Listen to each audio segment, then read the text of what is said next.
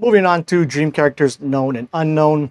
And so this is still in the dream control chapter. So this is mostly talking about when you conjure up specific dream characters within your lucid dreams versus just the regular dream characters you might come across, randomly by happenstance. Because most of the time, if you conjure up a specific dream character, there'll be a lot more, like interactable than the typical random dream characters you might come across. Now, of course, whether you conjure them up on a purpose or not, within your lucid dreams, you'll definitely see some characters who, have more, life about them than others. You'll come across some who are just like NPCs. You'll try to ask them a question and they'll give you some terrible response, or maybe not even respond at all. And then you'll come across some other dream characters who, have this different aura about them. Maybe you know them in real life, or there's some some celebrity, so you already have like a mental construct of them. So they will tend to kind of act how you view them overall. Or you come across someone who's got like this godlike aura about them. You ever come across them, you always got to check them out. They're always interesting to come across. But he has a little bit to say about it here.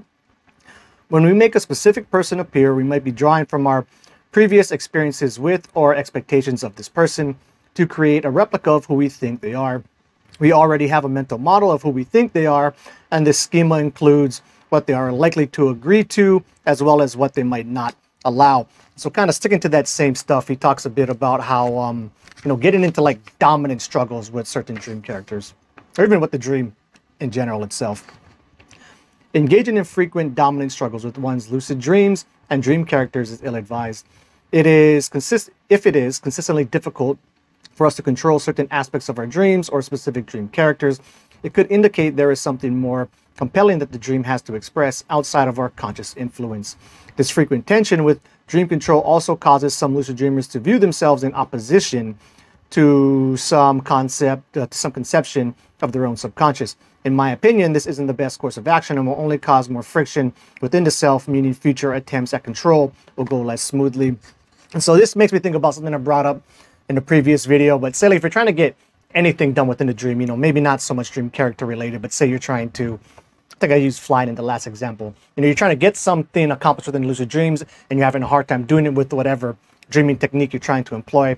Generally speaking, you are much better off just switching your technique to try and execute whatever it is you're trying to get done, because it just tends to work a lot better than trying just to force it and fight with, say you're trying to fly and you keep doing it, it doesn't keep working, but you keep trying to launch off like Superman. Maybe instead try, flap your arms like a bird, or a Hulk jump, or do something like that. But anyway, that's a good thing to keep in mind, and that'll wrap up this video. Until the next one, keep the lucid dreaming practice legit.